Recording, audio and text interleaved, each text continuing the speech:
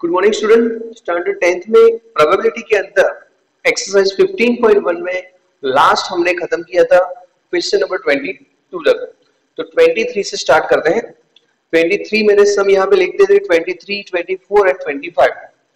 25 वाला जो है वो ट्रू फॉल्स है और उसके अंदर दो सम है।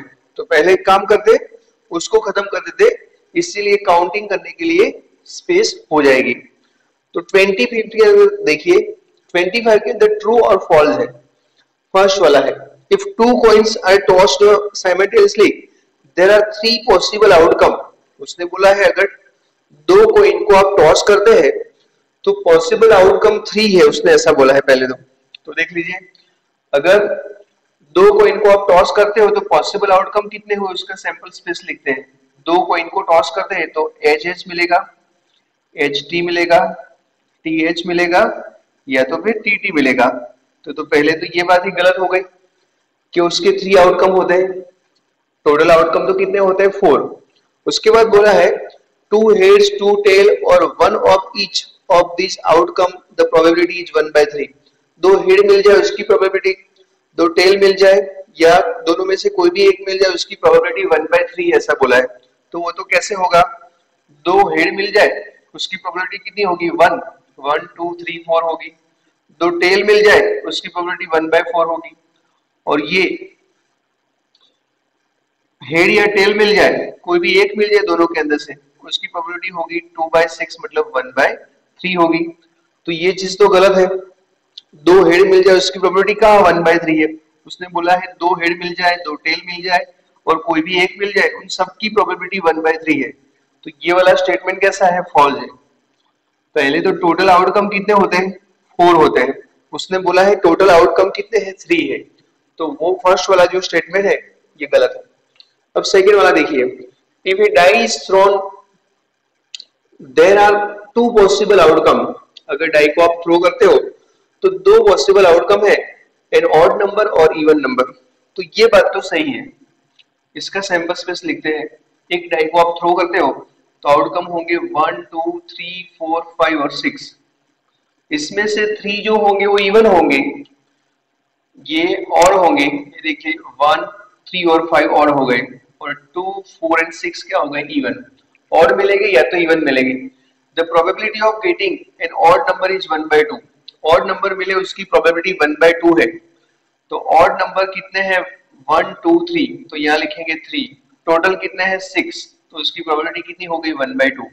तो ये वाला जो स्टेटमेंट है वो कैसा है, ट्रू है। ये वाला स्टेटमेंट फर्स्ट वाला जो था वो फॉल्स लिख दीजिए। फिर सेकंड वाला 24th वाला काउंट कर देते हैं।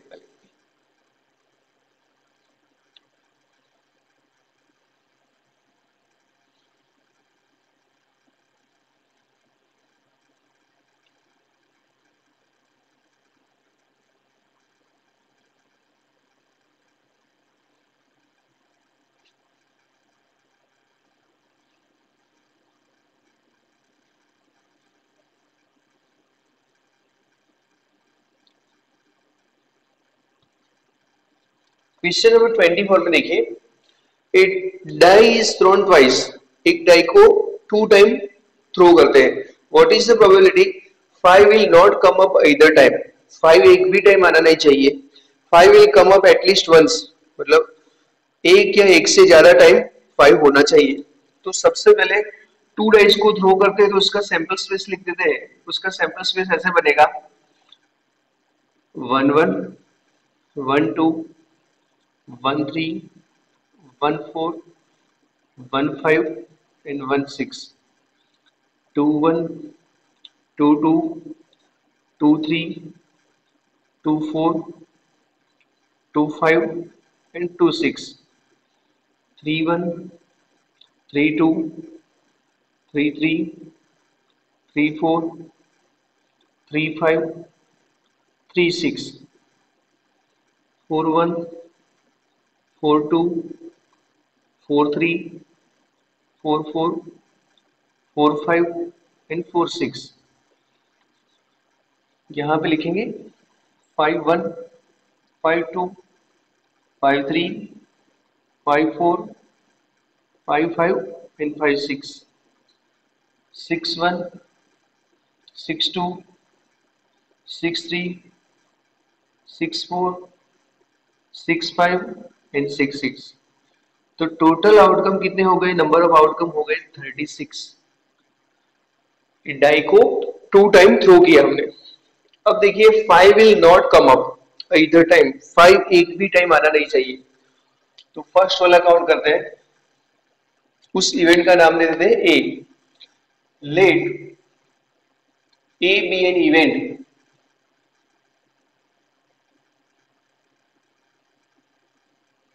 that 5 will not come up, 5 will not come up either time,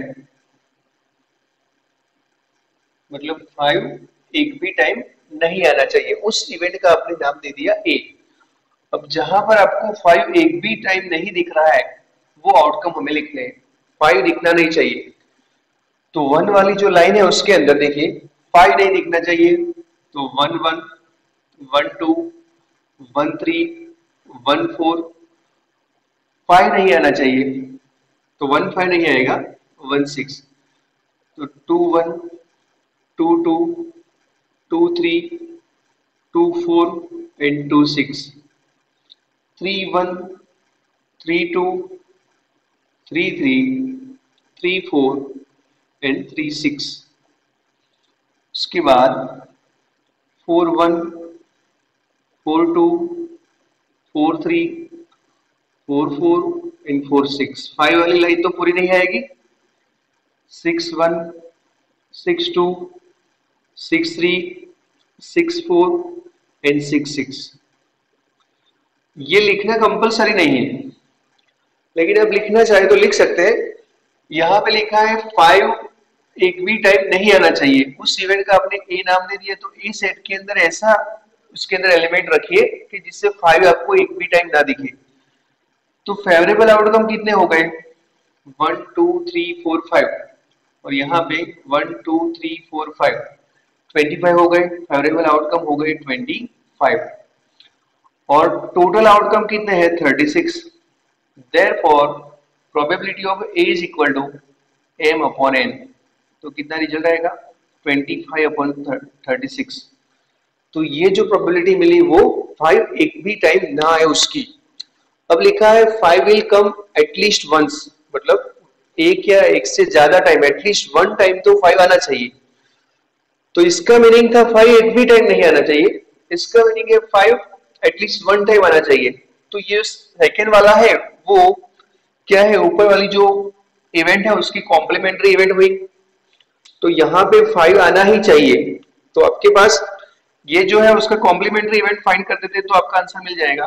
तो 5 A bar is equal to 1 minus P A होगा, तो 1 माइनस 25 अपॉन 36, यहाँ पे आप क्रॉस में ले जाएंगे तो कितना होगा? 11 अपॉन 36। 36 के अंदर से 25 सब्ट्रैक्ट करिए, तो ए का मतलब है 5 एक भी टाइम ना आए, तो ए बार का मतलब है एटलीस्ट 1 टाइम। तो इसकी प्रोबेबिलिटी हो गई 11 अपॉन 36। तो लिख दीजिए, क्वेश्चन नंबर 24 खत्म हुआ।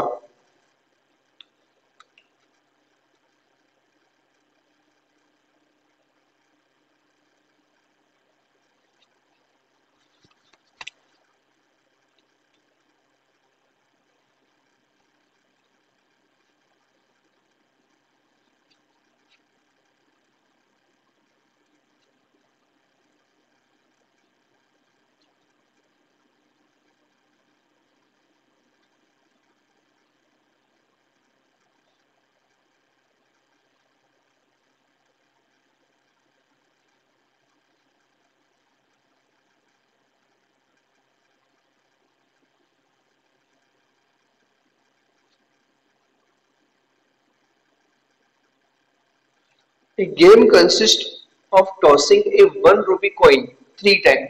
1 रुपये का जो कॉइन है उसको 3 टाइम टॉस करना है, एंड नोटिंग इट्स आउटकम। एक कॉइन को 3 टाइम टॉस करने के बाद उसके जो आउटकम है उसको नोट करते हैं। Each time Hanif wins if all the tosses give the same result. अगर कॉइन के ऊपर एक जैसे रिजल्ट आते हैं सेम टाइम, सेम रिजल्ट, मतलब एक जैसे रिजल्ट मतलब कॉइन को आप टॉस करोगे तो आपको पता है कि दो टाइप के रिजल्ट होते हैं, या तो हेड या तो टेल। 3 टाइम टॉस करते हैं तो 3 टाइम टेल टेल टेल, या तो फिर हेड हेड हेड आ जाए तो फिर हनीफ ये जो गेम थी उसको जीत जाता है, अदरवाइज वो Hanif will lose the game, otherwise वो हार जाता है। तो देखिए हमें फाइंड करनी है probability, what is the probability that Hanif will lose the game. Hanif ये जो गेम है वो हार जाए उसकी प्रोबेबिलिटी हमें फाइंड करनी है। अब वो गेम हारेगा कब, जब रिजल्ट एक जैसे नहीं आएंगे तब। सबसे पहले तो आउटकम लिख देते हैं। एक कॉइन को 3 टाइम टॉस करते हैं तो टोटल पॉसिबल आउटकम कितने होते हैं आपको पता है, H H H H T H H T T और टी एच टी, इतना हो गया। अब उसके उल्टे लिख दीजिए, T T T T H T T H H और यहाँ पे एच टी और एच, देख लीजिए एक जैसे ना हो जाए, H H H H T H H T T T H T, ये टी एच टी ट्वाइस हो गए, सॉरी